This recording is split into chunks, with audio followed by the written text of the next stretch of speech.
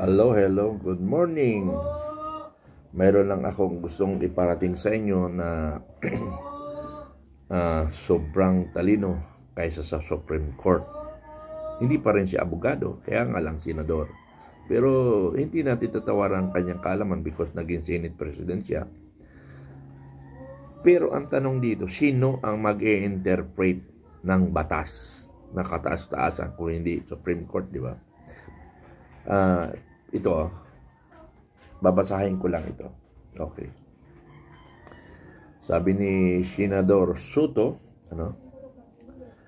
being a member of the impeachment court, I would rather hear that the Honorable has to say, I was just told by legal luminary that in this situation, we can disregard the decision of the Supreme Court. Senador Soto. Naloko na ito, Medyo ibang usapin dito, Mabigat itong sinasabi. Make my day. Gusto mong gawin mo. Para sa kapakanan ng taong bayan. Tapos, may nagsasabi dito, ang nag-post, basahin natin, Tumatandang paurong si Tanda, many politicians are believing they are more expert than the judges of the Supreme Court. The Supreme Court is the final arbiter of legal dispute according to the Constitution. As the highest court, it has exclusive authority to interpret laws in the Constitution. Normally, kung mayroong legal crisis, walang ibang mag-interpret kung hindi ang Supreme Court. Because sila yung kataas-taasan, Supreme nga eh. Yes, we will not question. We have three branches of the government, which is judiciary, legislative, and executive. Pero hindi yun ang usapin. Ang usapin dito, may crisis na, may crisis na in regards to legal, in regards to legal. Medyo maingay kasi nga mayroong okasyon dyan sa tapat namin. So, sino ngayon ang mag-i-interpret, Okay. Basahin natin ang mga comment. May nag-comment, Sabi ni John Arsenal, huwag makipag-agawan sa mga abogado para maging Senate President.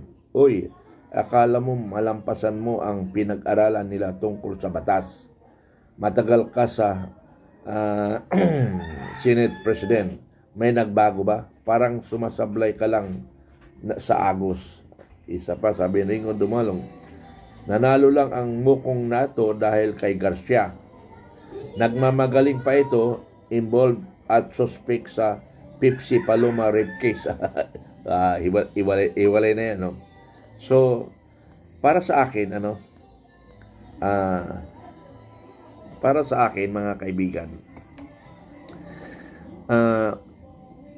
ang sinasabi lang ng Supreme Court ay unconstitutional yung impeachment na sinadmit ng Congress to the Senate. Hindi sinabi ng Supreme Court na mali, hindi pwede. Mali lang yung ginawang proseso. Una, minaraton ang proseso. Pangalawa, sa loob ng isang taon, according to Constitution at according to law, sa 12 months, isang beses lang ang complaint. It is tatlo. So doon ang question ngayon. Then hindi nasunod ang tamang proseso. Now, the Congress, kinuha ang side nila ng Supreme Court. Hindi sila nakasagot. Anong ibig sabihin? Kung hindi ka nakasagot, so magde-decide ngayon ang Supreme Court on the case of the complaint. Kasi mayroong mayroong protest Alangan naman na yung protest hindi nila sagutin. And pruweba yung complaint sa Supreme Court, may protest sa Supreme Court, may pruweba eh. Di ba? May pruweba. So, magdi-decide ang Supreme Court. Sa palagay nyo, i-decide ang Supreme Court na maging neutral sila, magiging sandali lang, mamagitan lang kami. Hindi. Kailangan mag-decide eh. Di ba? Kailangan mag-decide ang Supreme Court. So yun ang decision. Biro mo, ilan ba yung vote na yun? Majority versus 0. Walang pumabor doon sa complaint. Oh. Kaya nga, immediately, isikatory na kaagad. Kasi nga, wala man lang isa na kumalabang. Kung mayroon man lang isa, at least, mayroong pag-uusapan sila doon sa kanyang probable na depensa ng isang justice. Eh, wala eh. Alam mo sa tutulong, natatawa rin ako, ang daming lumabas na mga abogado sa kaso na ito. Yung hindi abogado, nagsasalita. Kasi very simple lang eh. Simple lang yung situation. Simple lang yung kaso. Ang pinagtalunan lang, nasunod ba ang tamang proseso o hindi? Yun lang yun eh. Eh hindi nga. Eh bakit hindi nasunod? 3 beses eh. O 4 yata. Isang taon. Very clear sa ruling. Very clear sa constitution. Oh. Tapos minaraton eh. Tapos kinunang kayo ng opinion. Wala man lang sumagot sa inyo. Di ba? Kaya ikaw, Senador Soto, hindi ko kini-question, hindi ko tinatawaran ang galing mo. Kasi sa tagal mo na rin sa Senado at naging Senate President ka, marami ka na rin alam kahit hindi ka abogado. Ang pinagkaiba mo lang, hindi ka pwedeng magdepensa ng kaso kasi hindi ka abogado. But you are the king of the Senate Kingdom. Doon ka lang. Ngayon, i-disregard mo ang ruling ng Supreme Court. Go ahead. I-disregard mo. May kakampi ka ba? May kasama ka ba? Okay. Sige, mga senador na mga walang bayag. Magkuhan kayo, mag-impeachment kayo. Now, kung tituloy nyo impeachment because you are separate government, you have 3 branches of the government na magkaiba ng power. Okay, go ahead. Ituloy mo yan. Ituloy mo. Sino ang mag-i-execute ngayon? Kayo? Kayong senador? O kakampi nyo ang executive? Legislative, magkakampi kayong dalawa. Mayroong sa judiciary. Okay. Pagka gano'n na magiging ruling at pagka gano'n ang nangyari, wala na. Magulo ng Pilipinas. Kasi lahat may alam. Lahat magdidesisyon. So, magulo ng Pilipinas. Kaya ang mangyayari, ang arbiter natin ngayon dito, AFP. Ano? Kaya ang AFP ngayon, alert kayo. Saan kayo? Sa tama o mali? Ang tanong ngayon, sino ang tama at sinong mali? Yun ang tanong doon. Ha? Kasi sabi ng Supreme Court, tama sila. Ang sabi ng Legislative, tama sila. Ang sabi ng Executive, sigurado ako, tama sila. So, kung votation, 2-in-1, talo ang Supreme Court. Pero hindi ganun ang ruling eh. Hindi ganun ang nakasaad sa batas eh. Ang kataas-taasang hukom ang magde-decide in regards to on the legal crisis. Sila lang ang pwede mag-interpret. Hindi pwedeng Senado, hindi pwedeng Executive. Di ba? So yun ang masaklap ngayon mga kaibigan.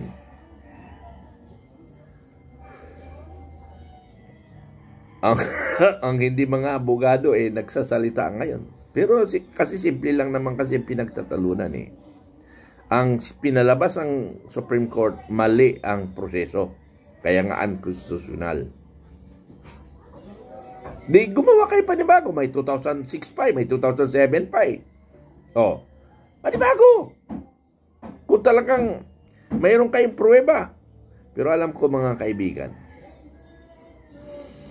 kayo mga nandiyan sa legislative, pera-pera kayo, mga gago kayo. Gago! Pera-pera lang kayo, sa totoo lang. Hindi yan totoo. Mga opinion mo, ikaw, Senador Soto, gusto mong kapera. Wala ka na pera siguro, ano? Dati idol kita, ngayon, gago ka rin, ano? Gusto mo lang magkapera, gusto mo lang makilala uli. Ha? Ay, grabe ka naman, Senador Soto. Okay, go ahead. Ituloy nyo. Tuloy nyo. Hinahamon ko kayo, tuloy nyo. Kayo makakaliwa, mga ungas kayo. Ha? Kakampi nyo ang gobyerno, go ahead. Ha? Go ahead, mga kaliwa, suportahan nyo ang gobyerno. Ngayon pa lang, ang makakaliwa ang sumuporta sa gobyerno. Ngayon pa lang, because alyansa na ng gobyerno. Kaya AFP, ingat rin kayo. Kung wala kayong magawa, ay matulog na lang kayo, ha? Matulog na lang kayo. Pero alam ko ang AFP, kaya nga the last man is standing ang AFP sa ating gobyerno. And they will decide for the truth. Ang tanong dito, sino ba tama? yun ang tanong doon. Sino ba tama? Puro sila tama eh. Kaya ang tatamaan dito, ang ekonomiya ng bansa. Yun yung pinaka-short doon. Ano? Sige, yun lang. Tuloy nyo. Maganda nga yan eh. Kasi nga, gusto ko na nga magsuntukan na lang. Ay, nga pala, mayroong vaccine ngayon. Aywan ko ba, anong pakulo ito? Ang hiling ni Kwan, kasi naghamon si Baste ng suntukan kay General Torre, ano, naghamon ng suntukan. Si General Torre naman tinanggap ang challenge, but provided na magkaroon charity, ano, para yung kikitain ibibigay sa mga nasalanta. Ngayon nagkaroon na yung challenge si Baste. Ito ang challenge ko rin. Sabihin mo sa amo mong bangag, magpa-hair follicle test siya at sa kasama ang mga mayors. Yun yung challenge ko. Tama rin yun. Para it's a reference o basis na decision. Pagkakataon na ito, maghamon siya. Magpa-hair follicle test kayo. Ngayon, kung ayaw ninyo, may pagdududa. Ha? May pagdududa. Pati si Bangag, si Marcos, may pagdududa. Yun ang kanyang challenge eh. Tingnan natin. Ngayon, nakaready na ngayon ang Rizal Stadium, ano? Rizal Gym, ano? Nakaready na.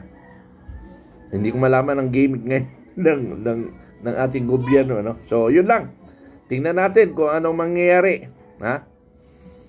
Sabi nga ng huling narinig ko, kailangan mayroong talaga magpuprop na may pirmahan na baka mahimatay si Torre, sagutin niya pa. Anyway, wala nang problema kasi public yan eh. Walang kwan dyan. Pag namatay, sport eh. Di hinamon eh. Ako ang unang naghamon ng suntukan. Pero sa akin, walang tumanggap kasi sino ba ako? Ano bang kapangyarihan ko para maghamon ng suntukan? Hindi sila papatol kasi nga, wala daw silang pakinabang pag pinatulan ako. Bakit? Sino ba kayo? Isa lang naman kayong bayaran na. Isa lang naman kayong magnanakaw eh. Ako, nag-retard ako na malinis ang aking record. Nag-retard ako because ayaw ko nang mabahiran yung aking pangalan. Kasi mayroong mga kamalian. Pero sa totoo lang, malinis ang konsensya ko. Ang Panginoon ang nakakalam dyan. Maraming salamat. Bye-bye. I love you all.